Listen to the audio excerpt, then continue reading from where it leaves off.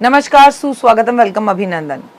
आप मुझे आज कमेंट कर कर बताएंगे कि अगर आपने मानव जीवन लिया तो आप कहाँ पर दोबारा पैदा होना चाहेंगे? भारत में, अमेरिका में, या भारत में साउथ में पैदा होना पाए चाहेंगे, बिहार में होना चाहेंगे, पंजाब में होना चाहेंगे, उत्तराखंड में देवभूमि पर होना पाए चाहेंगे, कहाँ?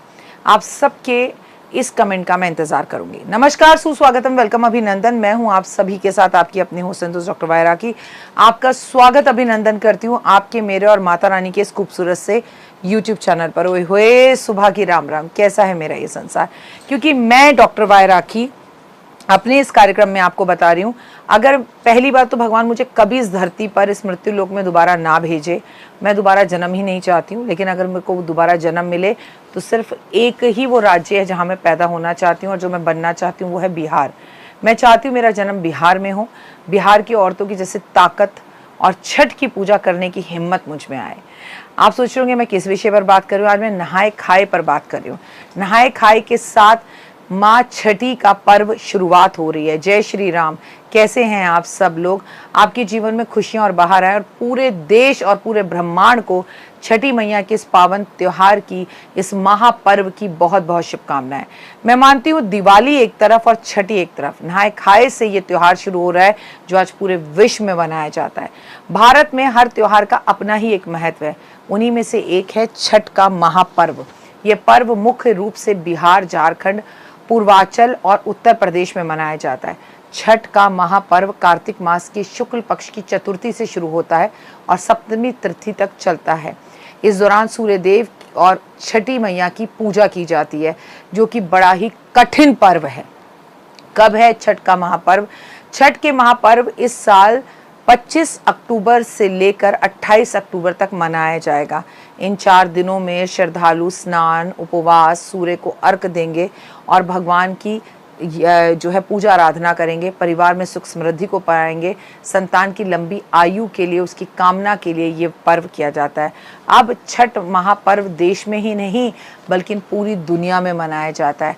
हजारों नहीं, लाखों लोग इस मुश्किल व्रत को रखते हैं। मेरी भी दिल की एक कामना है, पर भगवान ने कभी मुझे इतनी ताकत नहीं दी, ना कोई ऐसा व्यक्ति दिया जो मुझसे कहे कि आप आ जाओ, हम आपसे ये व्रत करवाएंगे।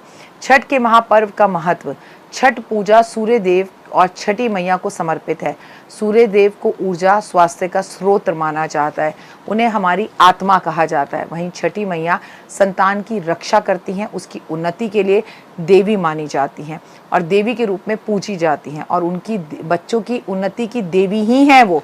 इस पर्व में सबसे कठिन व्रतों में से एक कहा जाता है, और मैं ऐसा पर्सनली मानती हूँ कि इससे कठिन कोई व्रत नहीं है भारत में, क्योंकि ये तपस्या, त्याग और अनुशासन का सख्त पालन करवाता है। उसके बाद ये व्रत शुरू होता है।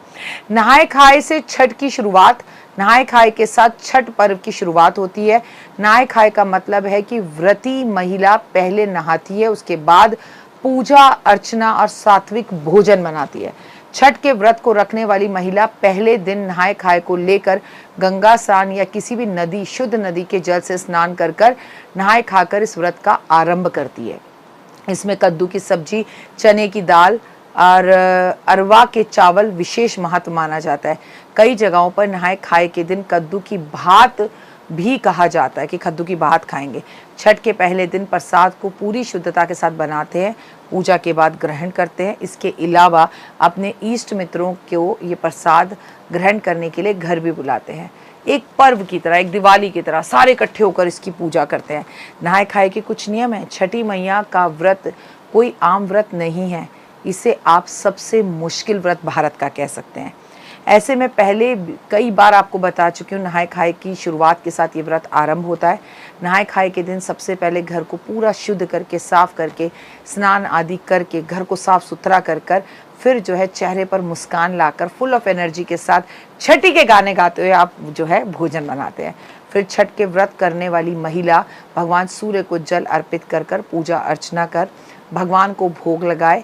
इस दिन सात्विक भोजन बनाए, विधि विधान से बनाए। नहाए खाए वाले दिन भोजन में या इसी दिन से आपको लहसुन प्याज को त्याग देना होता है, वर्जित है। इस दिन कद्दू की सब्जी, लौकी, चने की दाल, भात यानी कि चावल बनाए जाते हैं और भगवान को अर्पण किए जाते हैं, और वो भी गाना गाते हुए, भूखे रहकर, खुशी के साथ, पॉजिटिव होकर। अगले दिन से लगातार ये नहाए खाए के बाद व्रत आरंभ होता है। मान्यता के अनुसार नहाए खाए के दिन स्नान के बाद शुद्ध भोजन करने के बाद शरीर और मन दोनों शुद्ध हो जाते हैं। नहाए खाए के दिन नए जीवन की शुरुआत का प्रतीक है, नए साल की शुरुआत का दिन है और आज पुराने पापों से मुक्ति का दिन है। नए जीवन की शुरुआत का संकल्प लेने के लिए ये दिन मनाया जाता है। नहाए खाए के बारे में आज मैंने आपको इस वीडियो में जो बताया वो बहुत कम है, इसके बारे में बताने की हिम्मत मुझ में नहीं है। हालांकि मैंने कभी ये व्रत किया नहीं है, पर लाखों लोगों को करते देखा है। अगर मैंने इस व्रत में कोई त्रुटि कर दी हो, गलती कर दी हो, तो उसके लिए हाथ जोड़कर क्षमा। जितनी मुझे नॉलेज थी, पर मैं बड़ी एक्साइटेड होती हूँ इस व्रत में महिलाओं को देखकर कि छठी मैया की पूजा करने के लिए नदी में खड़े होना, ठंड में खड़े होना, बगल से सांप निकल जाए तो भी अपने बच्चे के लिए वो समर्पण, अपनी इच्छाओं के लिए वो समर्पण शत नमन है। जहां जहां ये व्रत रखा जाता है, आप सभी को सर झुकाकर मैं प्रणाम करती हूँ। भगवान आपको ऐसी शक्ति और ताकत हमेशा दे और सैल्यूट है भारत की ऐसी महिलाओं को जो 4 दिन भूखी प्यासी रहती हैं। जय माता।